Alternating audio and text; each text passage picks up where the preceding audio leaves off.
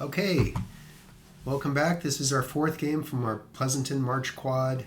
We have these quads every month in Pleasanton, also once monthly in Berkeley, and once monthly in Mountain House. And this end of this month, we have a quad in Fairfield in the North Bay. So look for our Berkeley Chess School Scholastic quads. They're a great opportunity to play 3 games in one afternoon against similarly rated opponents. This is the fourth game, and it's another game I'm quite excited to share with you guys. In fact, I was really excited when I was shown this game by the player. She has her own scorebook, which is always a good sign. She keeps track of every game that she plays. She records every game, and she goes over them afterwards with her coach.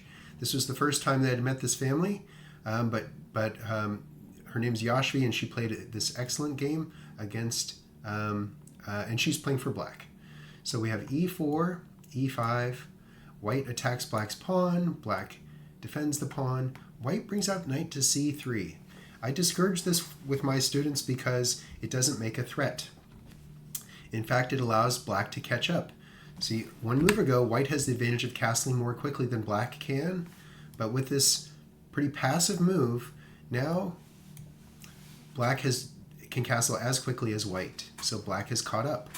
So additionally, instead of knight c3, you could be playing the Scotch game. You could be playing the Italian game, the Spanish game. I would recommend those, but the player chose knight c3, and so we have an instructive game now. Yashvi played knight to f6. She's caught up in development, and now a very, very common mistake by white. White does the supernatural bishop c4, but experienced students know that this is actually a subtle mistake because of a trick. There's a trick here for black. It's called the center fork trick, and it happens all the time with the two knights defense. They'll naturally play their knight c3 or their bishop c4, and then here's the center fork trick. It looks like a blunder, but when we play pawn d5, you'll see we're getting our piece back with interest. So they could capture the pawn, but then we get to develop with a threat, and we'll park our queen on a safe square, and we will have the advantage of having a center pawn, and white does not. A big mistake would be bishop to b3. This is kind of funny because when we capture the knight, the second knight is attacked, and where can this knight go? This square is not safe because of the black queen. These squares are not safe because of the black knight and pawn. He would have to go back, undeveloping, preventing castling. How embarrassing!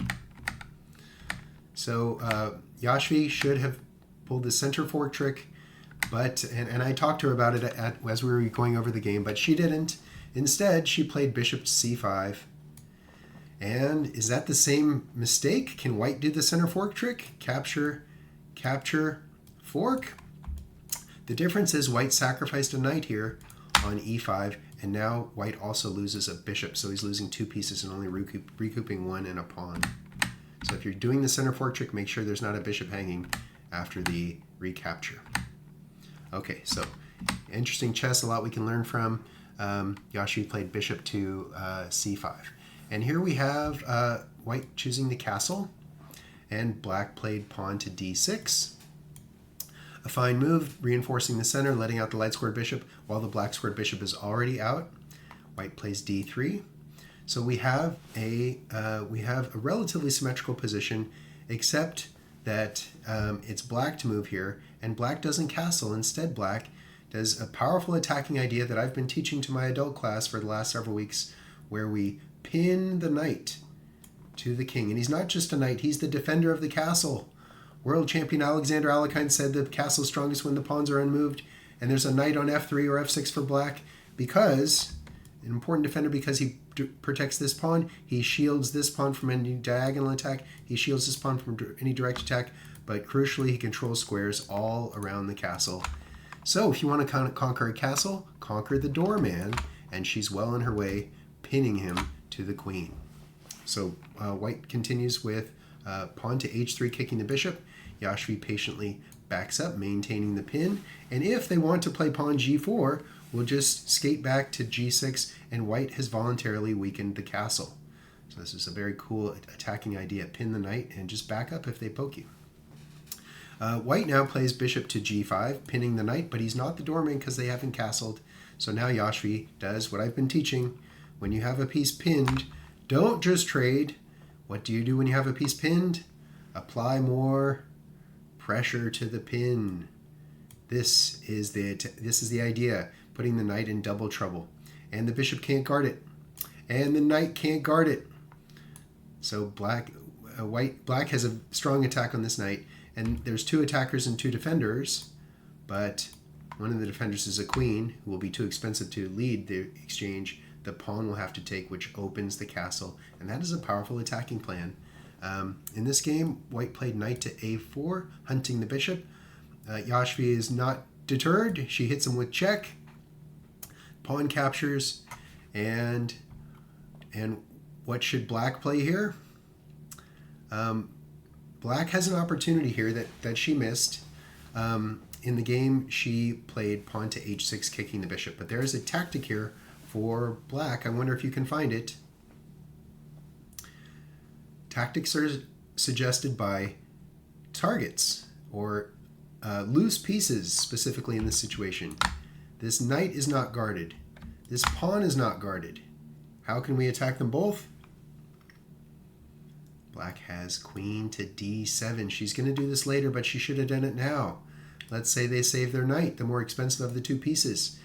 Don't recapture the knight, capturing the pawn, and now this pawn is in double trouble, and no matter what they try to do, we have a deadly checkmate trap here, where the king is trapped between the queen and the bishop, and checkmate is unavoidable. I guess you could give the queen back, but that's tantamount to losing as well. So that would have been a nice tactic for Yashvi, but instead she kicked the bishop. The bishop backed up, and she kicked the bishop again, and the bishop backed up, and no, the bishop didn't back up. Instead, I'll go back one move. I missed that. Instead of the bishop backing up, white chose to capture the bishop. Now, black has a crucial decision. Does black take the knight or take the bishop? Which one would you recapture and why? Which one would you capture and why?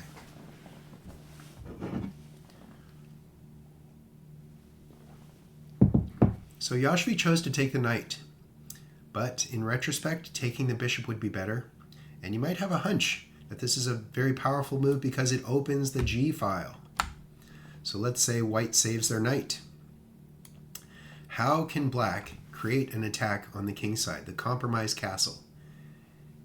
There's a really neat maneuver here for black.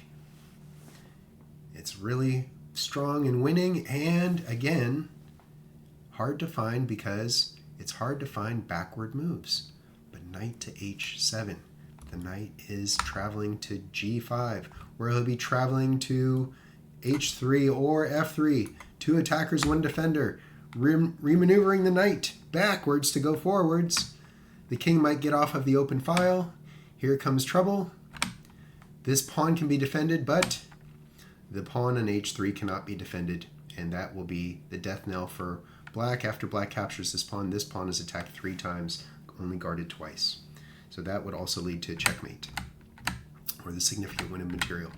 So Yashvi had a choice here, and this is a moment in a chess game where you would really want to take your time, invest some time in finding the right recapture, the best recapture. But this is not bad either, but it does miss that opportunity to open the G file. Yashvi now plays queen d7, targeting the pawn, and white chooses to attack, capture a pawn of his own and threaten the knight who's pinned to the rook, the unguarded knight. What does Yashvi do? She ignores that threat and continues with her plan of checkmating the white king. Wonderful, wonderful. But she has just given up a knight, and now white can trade the queen for the bishop, capturing a knight, capturing the bishop, and now capturing a rook. Has white come out of this okay? We have 2 bishops. Let me highlight them. We've got 2 bishops and a rook. Whoa, for a queen and a pawn. But positionally, white is much better because black's king. Positionally, black is much better because white's king is unsafe here.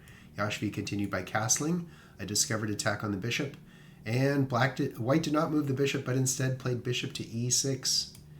Kind of an inexplicable move. Obviously the pawn can take, but Yashvi didn't. She moved her king. And now both bishops can't be saved. She saves this bishop, making a threat on the rook, but we can capture, let's see. I'm sorry, the bishop went to e5, and now Yashvi could capture, does capture the bishop, but not immediately. Rook to e8, and you're definitely going to win one of these bishops. And white chooses to at least get a pawn, and since it's a threat to the rook, we capture this bishop, and so we did get a piece back. So that was less than perfect when white just didn't evacuate the bishop, but it's a scholastic game. So we have bishop to g3, covering the king side, but pawn h5. The pawns are coming. Pawn f4. G takes f4. Rook takes, threatening the queen. Queen g6, threatening the bishop. King g2, guarding the bishop, but that bishop will be pinned. It's perhaps better not to create a pin, not to allow a pin to stay. And now an interesting move by Yashvi. Perhaps she wants to get her rook into the game. Up and over. But you have to watch out for the back rank checkmates. So she invests a move now in making sure that there will not be a back rank mate. She makes a flight square for her king. A pretty good investment there, since she's already ahead of material and she's got this pawn rolling.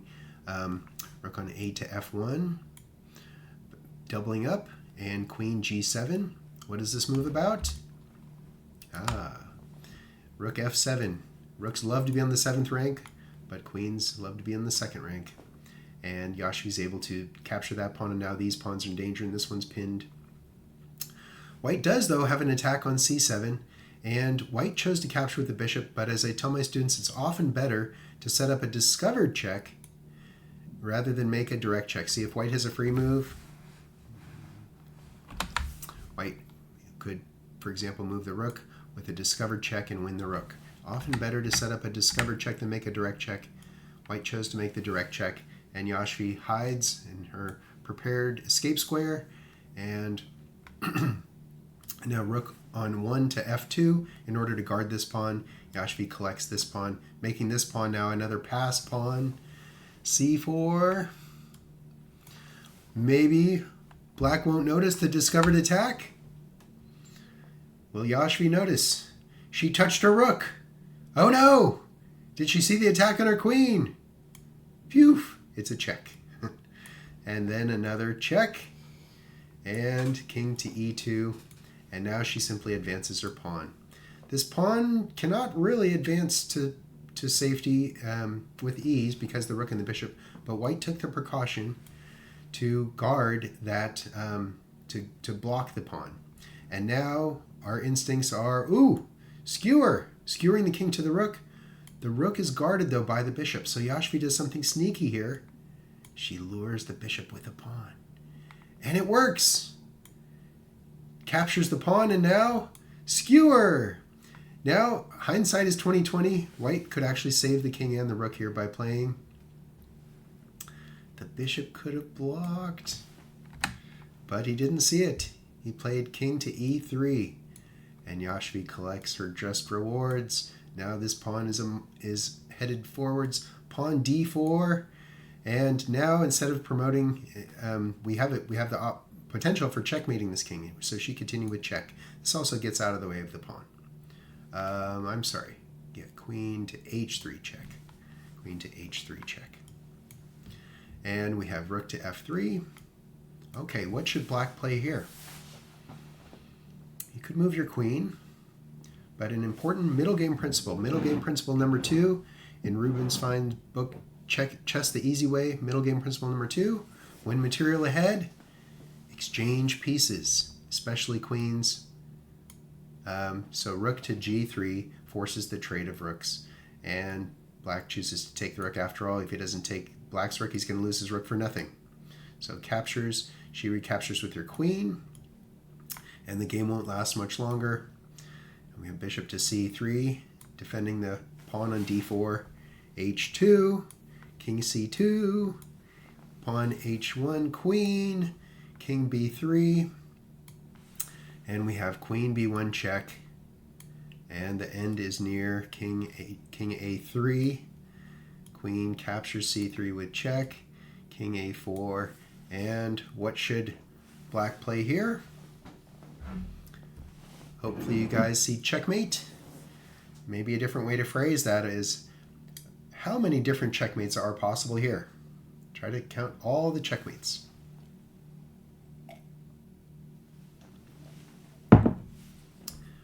There are, did you come up with 4? There are 1. That's checkmate. 2, that's checkmate. 3, that's checkmate. And 4, that's checkmate as well. Yashvi did none of those. Instead, she checked with queen on c to b3 and then did checkmate on the next move.